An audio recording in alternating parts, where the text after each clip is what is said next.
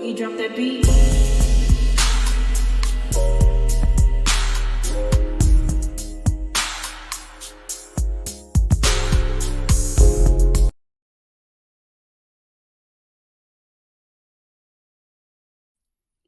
Hi everyone, welcome to my channel, Talking Out Loud with Miss Talkative. Everything I say is my own opinion, alleged, and strictly entertainment purposes. Remember, I'm just talking out loud. Please like, share, subscribe. Comment on the video, let me know what you think. Y'all, Stormy gets on my last nerve. She does not take accountability for nothing.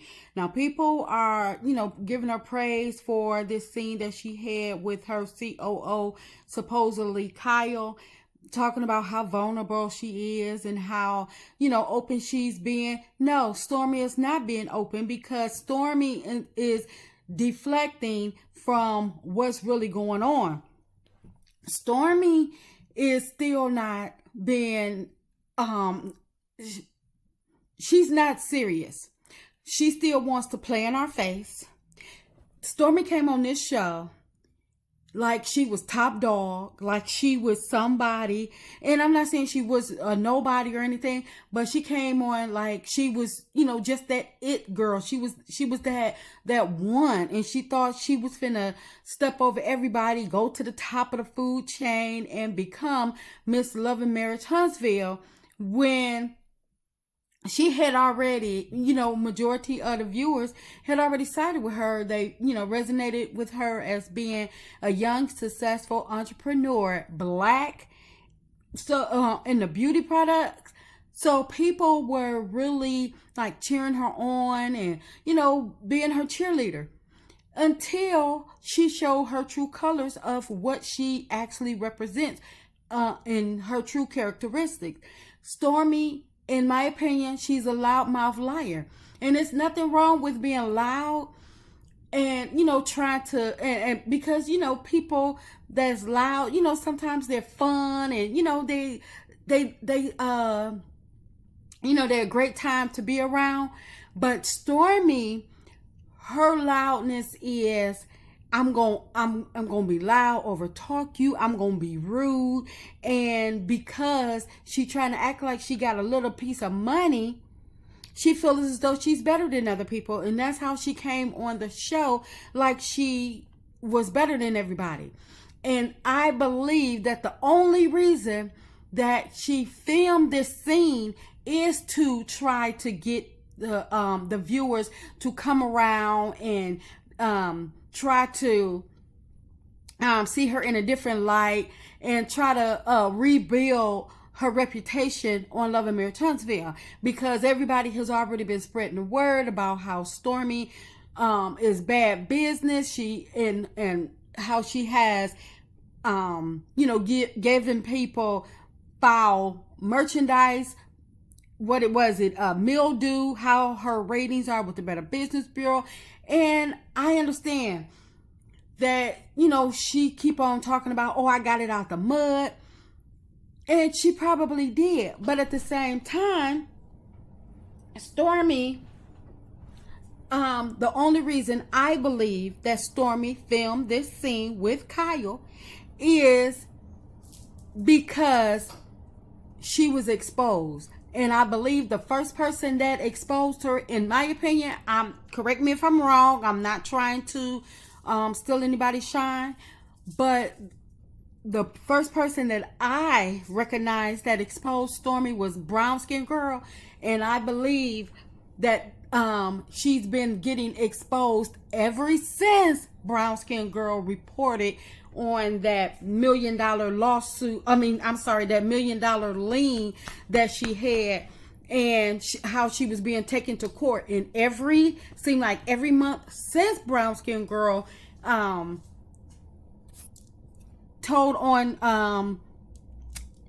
Stormy, outed her about her poor, her business dealings. I believe that Stormy, because she did try to come out and deny it, and I believe she was going back online, going back and forth with Brown Skin Girl, saying that this didn't happen and stuff like that, and then further damaged her reputation by going off on Black Titanic when it wasn't even necessary. It wasn't even warranted. Just because somebody come to your business does not mean that they deserve to be cursed out. I don't care what type of bad blood you have with them. If you're a business owner and you're a CEO, and what you care if somebody come in there to shop? All money is good. I mean, well, I'm not going to say all money is good money, but at the same time, if somebody's trying to buy your product on site, don't that save you on shipping? Don't that save you a headache of having to package it up and, do all that? You could just rung her up, gave her a bottom number, and let the people know, okay, yes, Canvas Beauty is that girl. We not only making deals on TV or with the Walmarts, but we make deals with the little people too. But she missed that chance. So, like I say, I only believe that Stormy did this scene trying to regain what she lost. But see, the thing with me, I don't have it for Stormy no more. When she came on the show, acting like she was all big and bad, this, that, and the third, and then she broke her code. She broke the code of going after Melody when it was no need. It really was no need. So it's like, because you didn't get a phone call, but then you say you did try to call, or you tried to text, but didn't get an answer back, but you know what the girl is going through. So if you didn't understand what Melody was going through at the time, and you tried to make it all about you and what you needed at the time and what you had to have and what you didn't expect, you knew Melody did that to other people, but you never thought that it would be you. So if you couldn't see it for Melody at that time for what she was going through, doggone it, Stormy, I don't see it for Stormy now of what she's going through. Because my thing is, like I said before, and I'll keep saying it, Stormy did this to herself. Stormy thought that she was bigger than what she was, and Stormy did not think. Stormy started making money, and I'm not saying she didn't make $1 million or so, but Stormy started making money, and she got the big head, and she started taking out all those loans because she wanted her stuff here and now. She didn't want to wait.